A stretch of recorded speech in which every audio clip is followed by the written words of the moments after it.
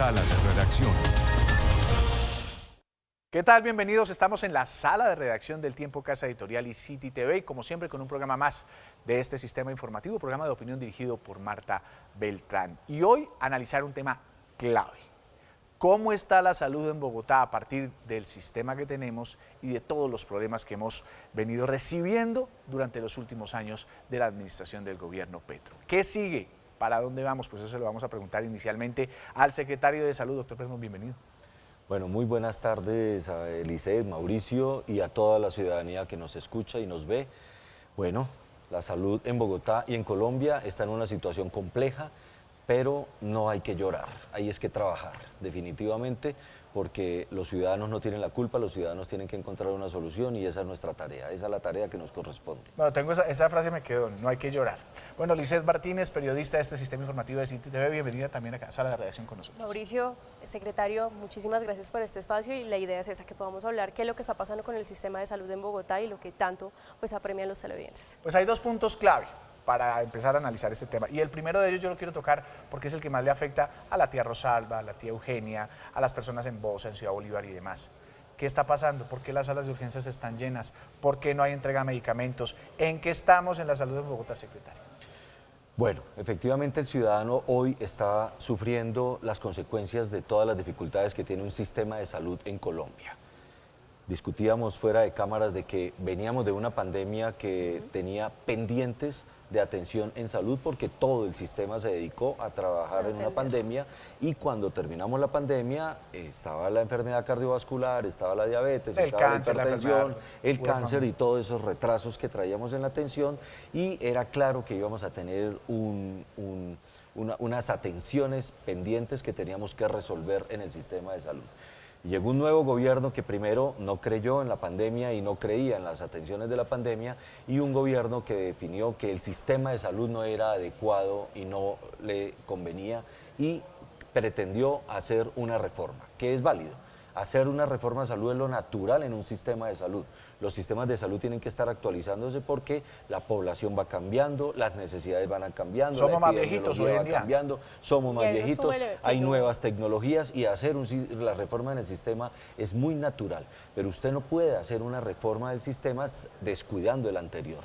Usted tiene que mantener el sistema de salud que tiene y discuta las reformas y discuta los procedimientos. Lo que sucedió con el gobierno nacional es que dijo, este sistema no me gusta y dejó de atenderlo, dejó de trabajar en el sistema de salud y se dedicó a plantear otro modelo, otro sistema de salud.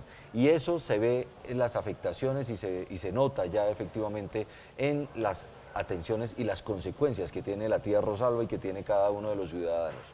¿Qué está sucediendo hoy? Hoy está en un descalabro total de las EPS. Las EPS están todas siniestradas en su parte financiera. Por cada 100 pesos que le dan a una EPS para atender a los usuarios, ellos se gastan en promedio 109, 110 pesos. La UPC, que es el contrato social que tenemos los colombianos para decir esto es lo que vale la atención de todos los colombianos, no ha querido ser actualizada desde el año 2022 como es debido y con todos los análisis que hay que tener, envejecimiento, nuevas tecnologías, exacto, y no se ha actualizado. Eso quiere decir que se está recibiendo menos plata en el sistema para poder atender a las personas. Y eso claramente tiene unas consecuencias, cierres de servicios en las instituciones de salud, dificultad para la entrega de medicamentos y hoy lo que tenemos es en las consecuencias mayor hospitalización porque las personas están descompensadas por sus medicamentos, las personas ya no reciben su atención a los 3 días sino a los 15 días, ya el especialista que antes nos quejábamos que era 2 meses, ahora es a 4 meses, porque no hay dificultades para contratar toda la gente. Entonces lo que está sucediendo es una consecuencia del daño que se le está haciendo estructural al sistema de salud y lo estamos viendo en Bogotá, por supuesto. Hoy Bogotá tiene una dificultad ya muy marcada y ya muy evidente de que el 13 al 15% de las personas que estamos atendiendo en urgencias están llegando fuera de la ciudad de Bogotá. Están llegando de todo el país, llegan en bus, llegan en taxi, llegan con su familiar, llegan de todo, porque se están cerrando servicios en el resto de municipios, se están cerrando servicios en las capitales y cerrar servicios no es cerrar la puerta, es dejar de venderle a las EPS. Como la EPS no me paga, yo ya no le vendo servicios. Eso es cerrar un servicio. Entonces ya cada día no le venden servicios a Nueva EPS, no le venden servicios a Famisanar, no le venden servicios a las EPS, le cierran los servicios y la gente ¿qué tiene que hacer? La gente busca como sea que los atiendan y muchas de estas personas están llegando a Bogotá. ¿Y por dónde llegan? Por urgencias. Entonces, Bogotá ha logrado solucionar la ocupación de camas. Estuvimos en alerta amarilla hace unos meses, ocupaciones del 95% en UCIs pediátricas, ocupaciones del 92% en UCI de adultos y las urgencias al 300% en algunas instituciones de salud. Eso es verdad, eso es una realidad que estamos viviendo. Logramos a través de una estrategia de implementar hospitalización en casa, regular efectivamente la hospitalización en UCIs, intermedios y general. Pero las urgencias siguen siendo el estrés que tenemos ahorita en Bogotá y las tenemos efectivamente en instituciones de alta complejidad por las razones que les estoy explicando. Llegan de fuera de Bogotá y segundo, las personas están descompensadas por la falta de entrega de medicamentos. Secretario, yo lo quiero interrumpir para preguntarle algo y es, ustedes vienen implementando una estrategia que se llama Más Bienestar, con la que buscan hacer frente a este tipo de situaciones de este sistema de salud que vemos, como usted mencionaba ahorita, está atropellado. ¿Qué tal les ha resultado esa estrategia? ¿Sí ha permitido que los ciudadanos pues vean algún tipo de alivio frente al sistema de salud, puedan tener las atenciones que requieren? Más Bienestar fue una estrategia que se creó en la ciudad para decir algo que era realidad. Dentro del sistema de salud, con la ley actual, hay muchas cosas que no hemos hecho y que debemos hacer. Eso es una verdad que hay que reconocer. No todo es que funcionara perfecto en el sistema de salud. Es verdad que estamos fallando, los aseguradores estamos fallando, los territorios estamos fallando, la prestación del servicio es verdad que está fallando, pero el problema no necesariamente era de la ley. El problema es que efectivamente no estamos haciendo como nos corresponde, inclusive como lo dice la ley. Y Más Bienestar lo que buscaba precisamente, venga, demos respuesta a la gente con lo que realmente necesita que le entregue la ley en el marco de la ley estatutaria y en el marco de las sentencias de la Corte Constitucional. Y nos sentamos con todas las aseguradoras y hemos llegado a acuerdos y efectivamente se ha mejorado la atención en ese sentido y ya profundizo en ese aspecto. Pero Más Bienestar, que era una respuesta a decir lo que no estamos haciendo, hagámoslo bien, resultó ser también una estrategia para mitigar la crisis del sistema de salud. Resultaron arreglando ahí sobre la marcha. Sobre la marcha necesitamos efectivamente, venga, ¿qué es este desastre que está sucediendo? Hay que darle respuesta a la gente. Y Más Bienestar fue mitigación, más que un proceso metodológico y claro de mejorar la atención en salud y los servicios de salud. Fue mitigación del problema que se está generando producto de las malas decisiones en la política social del sistema de salud. Pero sí hemos tenido resultados positivos. Bogotá y la ley 1438, la ley actual, exige y permite que las ciudades determinen un modelo de cómo se debe atender a su población. ¿Por qué? Y la ley es muy clara en ese sentido y también es un mensaje al gobierno nacional. No es lo mismo atender en Bogotá, que tenemos una red sólida, una red muy fuerte, robusta, capacidades, así sea Sumapaz, que tiene una zona rural, pero no es lo mismo decir Sumapaz que lo más profundo de Putumayo o del Chocó. Bogotá tiene la posibilidad de diseñar un modelo de acuerdo a sus capacidades, pero ese modelo no funciona ya en Putumayo, no funciona en Guainía. Es cierto que cada territorio es exclusivo para el territorio y sí nos está funcionando porque acordamos con todas las aseguradoras temas que nos están generando ahorros en la operación.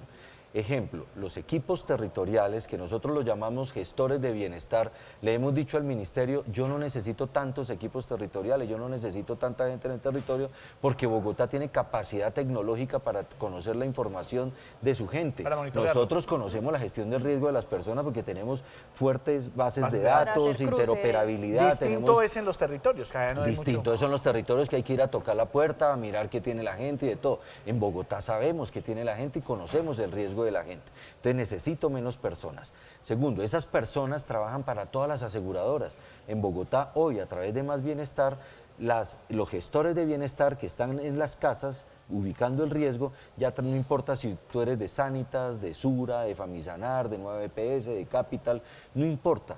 todo lo atendemos a través de los mismos gestores de bienestar. Eso ahorra costos.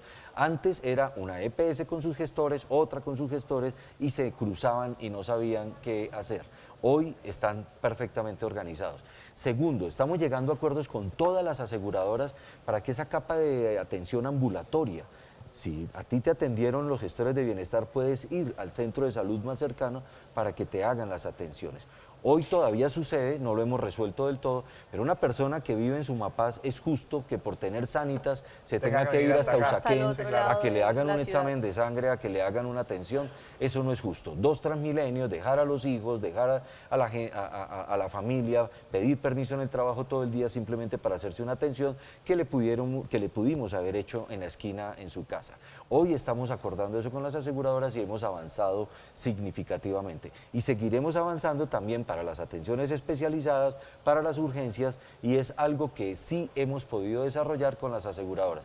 Ahora, ¿para esto necesitamos una reforma? No, lo estamos haciendo sin reforma y no hemos encontrado el más mínimo escollo para poder hacerlo. Lo estamos haciendo y lo podemos hacer y es una demostración de que no se necesitaba reforma.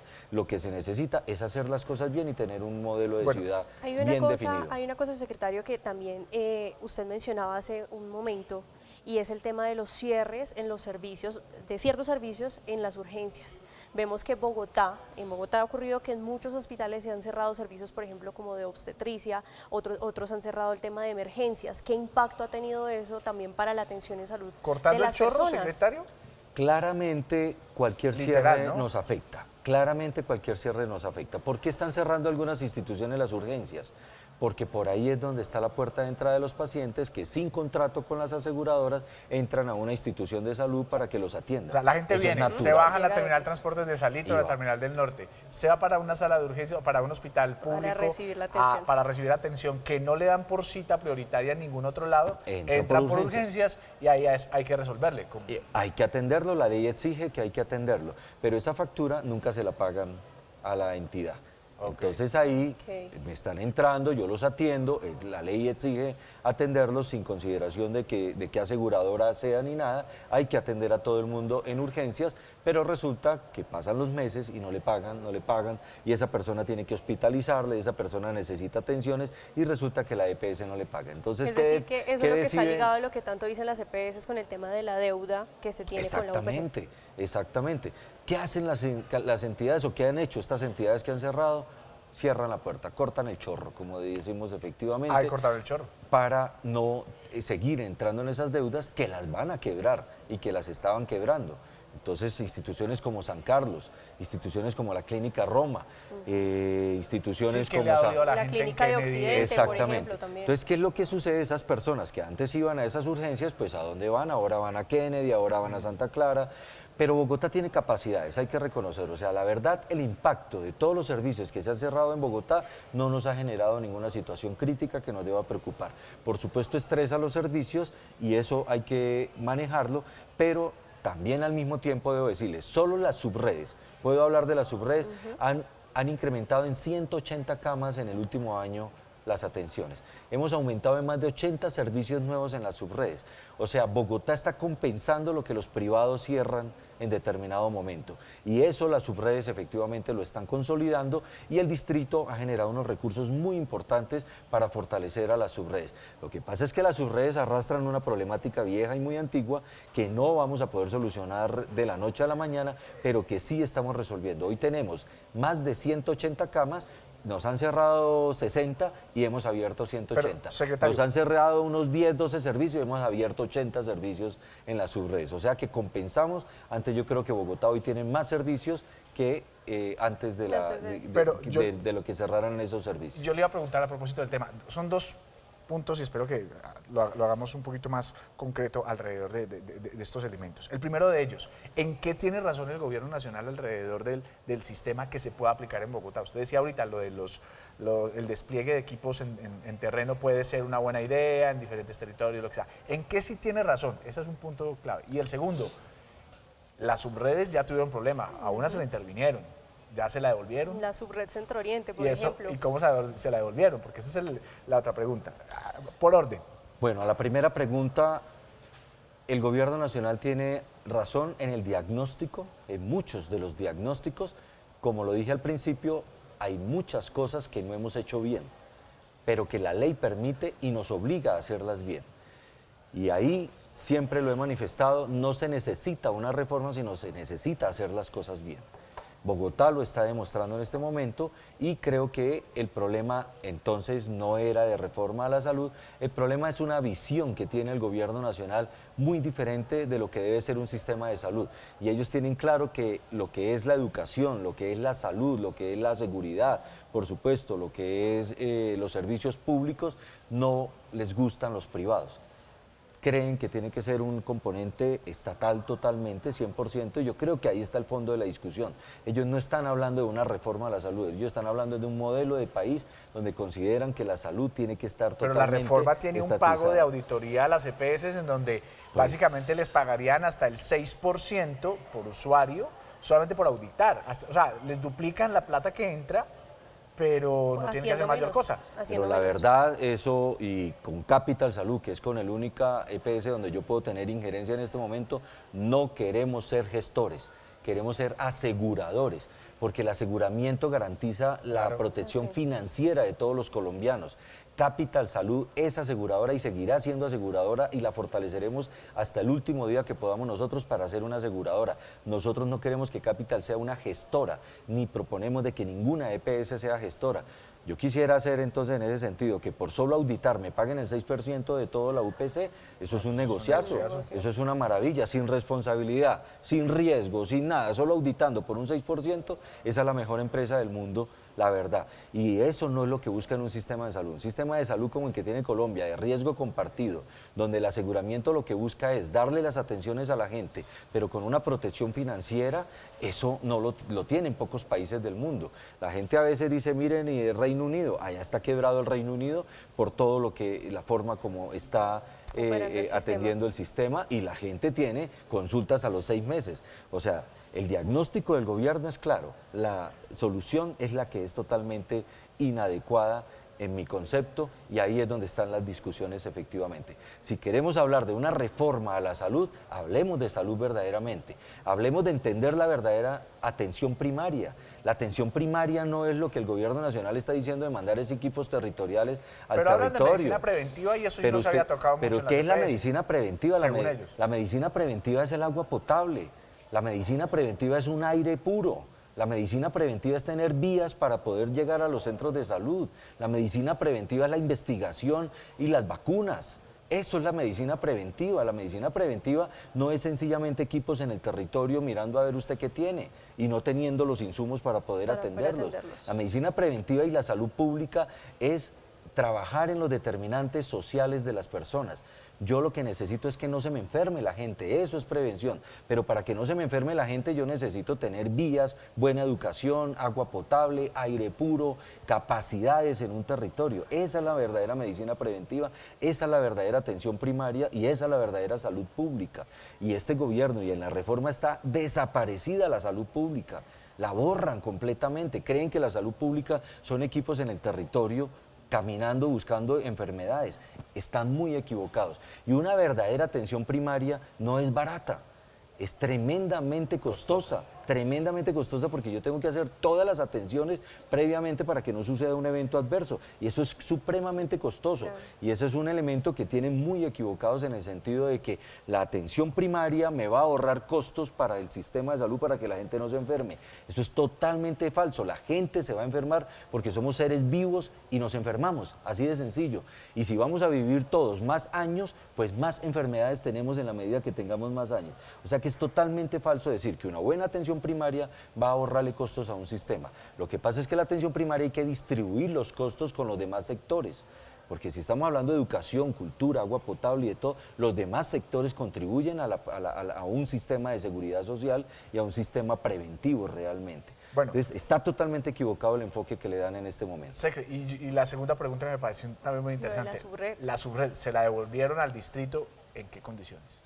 Cuando nosotros llegamos con el alcalde Carlos Fernando Galán, hicimos un diagnóstico y la subred Centro Oriente tenía unos pasivos de 130.000 millones de pesos.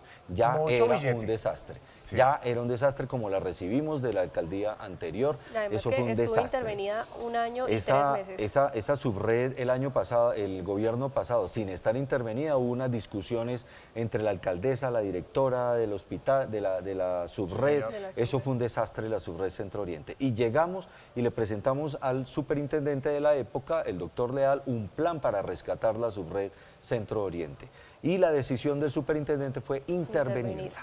Listo, 130.000 millones de pesos eran los pasivos en esa época.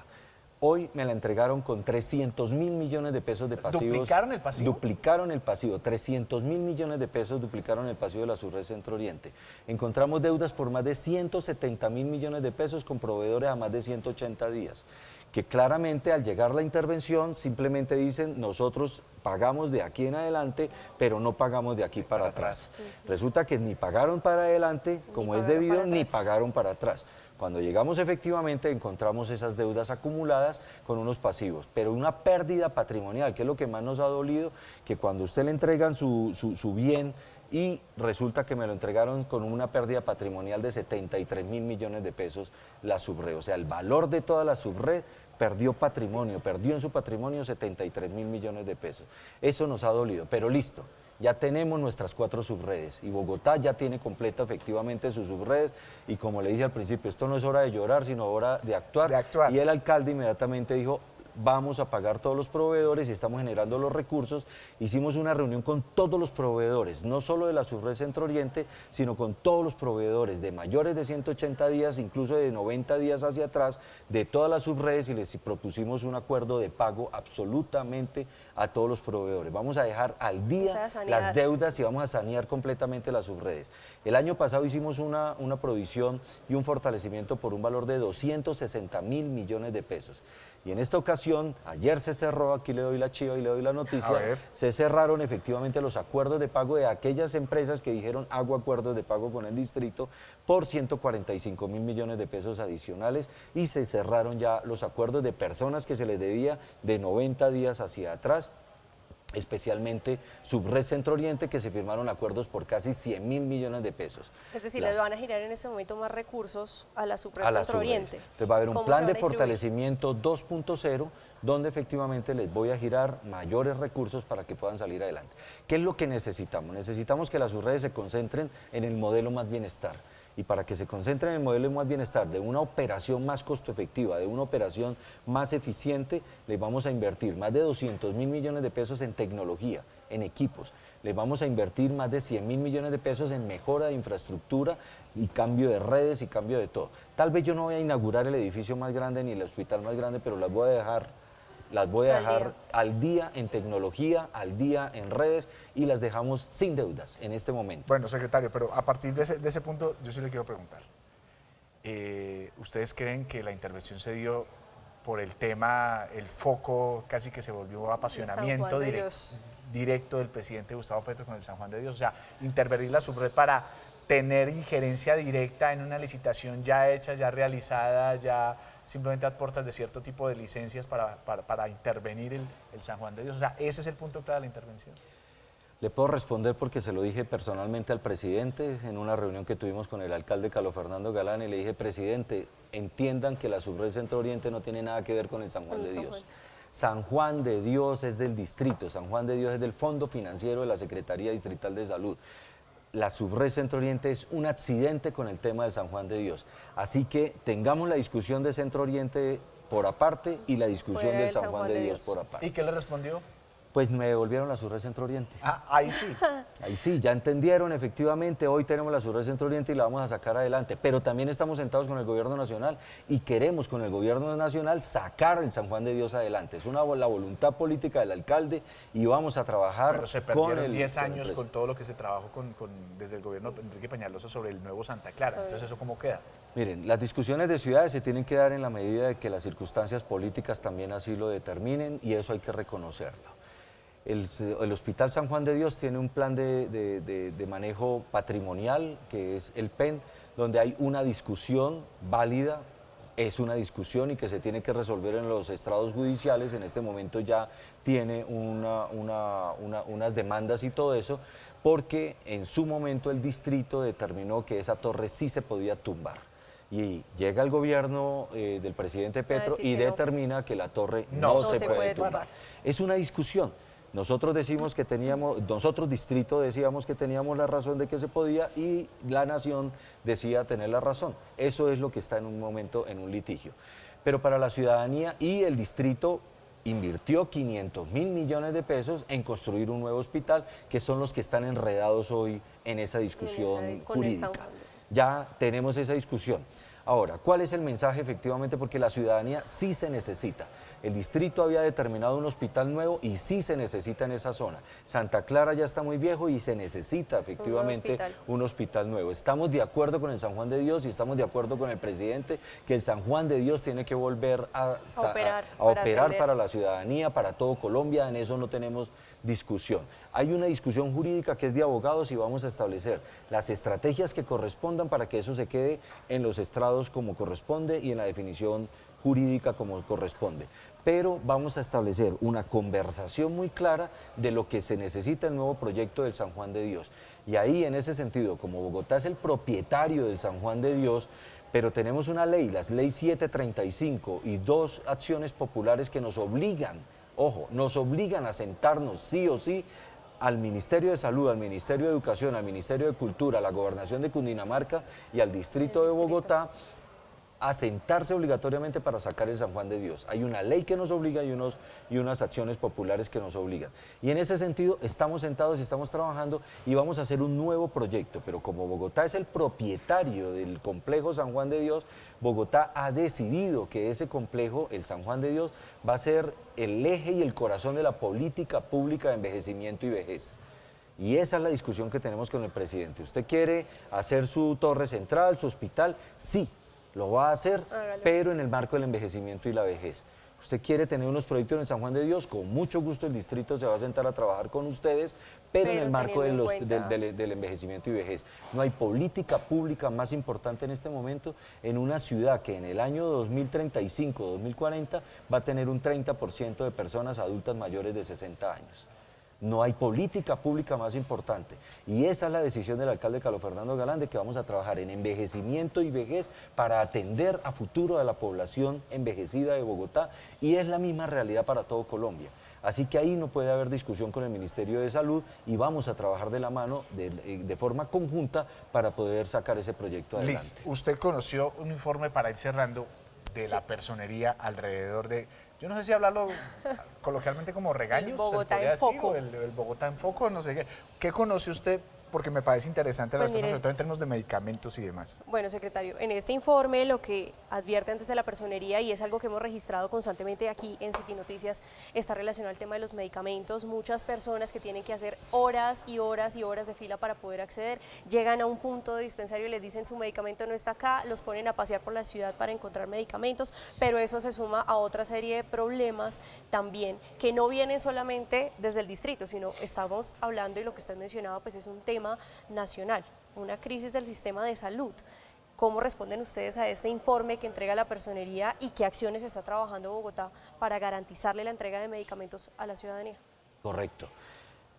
Las respuestas que di efectivamente responden en parte a la pregunta que me estás haciendo, porque estamos recibiendo las consecuencias de las dificultades del sistema de salud. Pero insisto, hay que dar soluciones a la gente. Solo voy a dar un ejemplo de lo que podemos manejar y que lo estamos manejando ya también con las demás aseguradoras, porque tenemos que dar resultados, tenemos que dar respuesta. Capital Salud. Capital Salud tenía efectivamente un contrato tradicional de distribución de medicamentos con la empresa Audifarma, y podemos decirlo aquí con nombre propio porque eso es público y eso no tiene ninguna dificultad en cuanto a las marcas de los gestores de medicamentos. Que también están en guerra con el gobierno nacional porque efectivamente no les gusta, no les pagan y no hay recursos y no hay dificultades.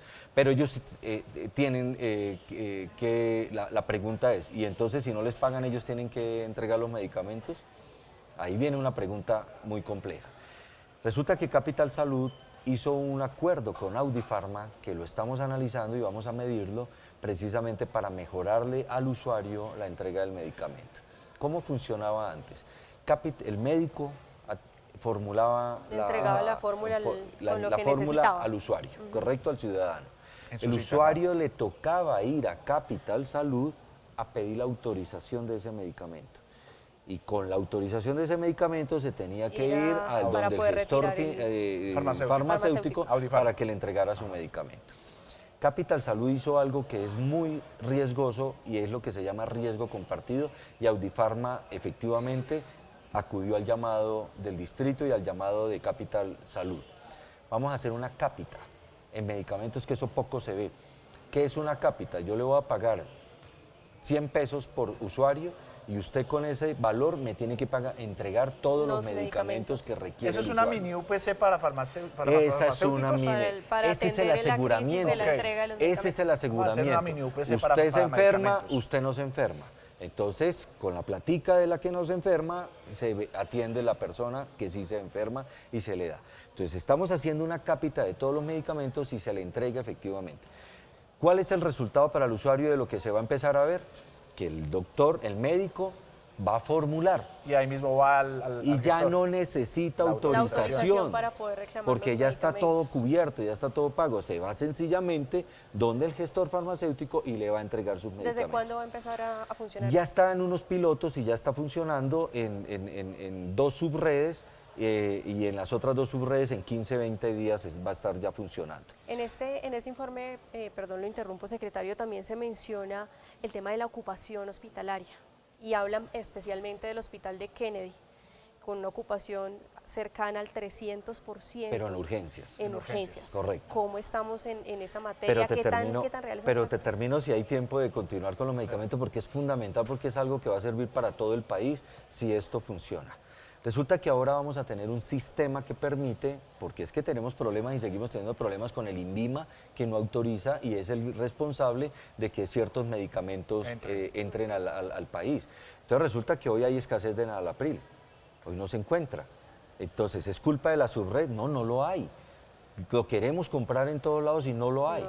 Entonces, ¿qué estamos montando? Un sistema donde efectivamente el doctor, el médico, coloca en la fórmula el medicamento que quiere y le va a salir automáticamente, eso tiene escasez en el país. Y le va a salir la lista de los medicamentos que sí tiene, para que no pongan al usuario efectivamente a ir a donde un medicamento que le digan no, a perder el tiempo, a decirle no lo hay, y tiene que volver donde el médico para que se lo cambie y otra vez ir donde el gestor farmacéutico para que se lo entregue. Y adicional a eso, la exigencia que se le hizo, que se va a dar en los próximos 3 meses, es que se le dijo al gestor farmacéutico, el modelo de atención más bienestar lo que tiene y requiere es la territorialización. ¿Qué quiere decir eso?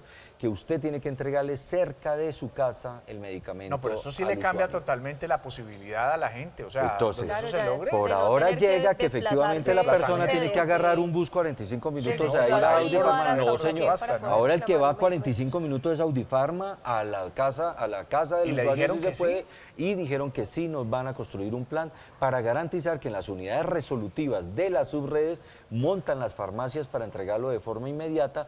Lo que no se puede tiene que estar a mínimo 30 minutos a pie del usuario, y si es el caso llegan a otros acuerdos, y si es el caso llegan a acuerdos con otras droguerías para que se lo entreguen cerca de la casa. Para Capital Salud, ¿no? Para Capital Salud, pero ya todas las otras aseguradoras dijeron, venga, eso les va a funcionar, y están muy pendientes para mirar si sería como un piloto, una especie de piloto. Es como una especie de piloto, si eso funciona vamos a revolucionar efectivamente pero, secretario, yo me siento, la atención en salud. Pero yo lo escucho y yo siento que igual estamos en una especie como de, no sé, de atención del sistema tipo, me van a perdonar la expresión, tipo guerra. O sea, estamos hablando de cierta manera como de tratar de amortiguar cierto tipo de capacidades que se han perdido dentro de esta pelea y esta pugna, gobierno nacional y el sistema. Pero pues vamos a salir adelante de todas formas. O sea, estamos hablando de una buena noticia que podría salir, que es del gobierno. Pero lo siento hablando más desde el resistir que No, esto ya es construir, esto es resistir y construir. No podemos esperar a ver qué vamos a hacer en un año, cómo vamos a mejorar esto en un año. Los territorios tienen que construir hoy soluciones, porque en los territorios es donde está la gente primero y a quienes hay que responderle en la gente.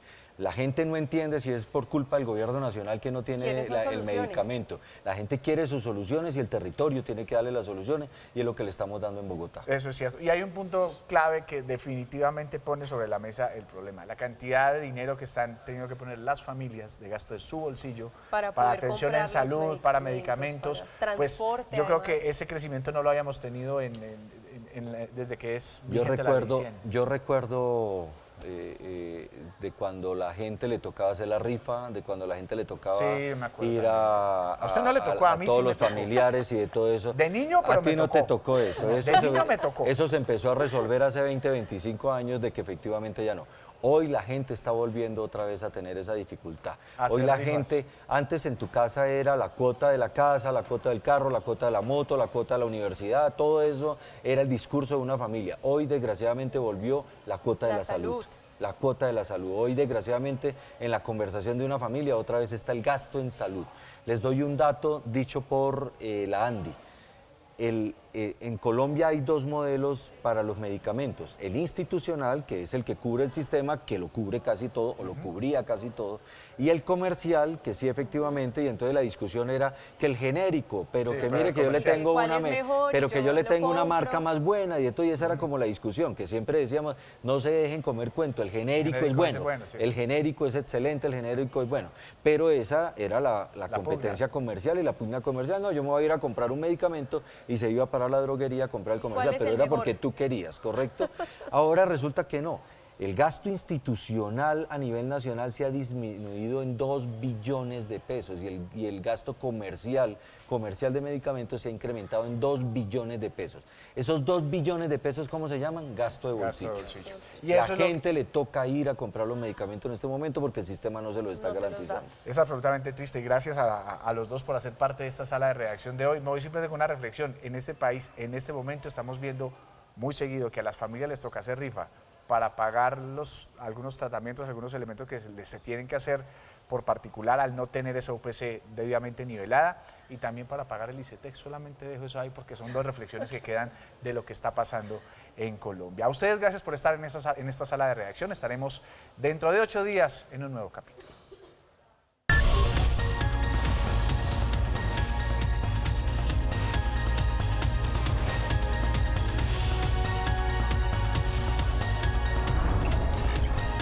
Sala de redacción.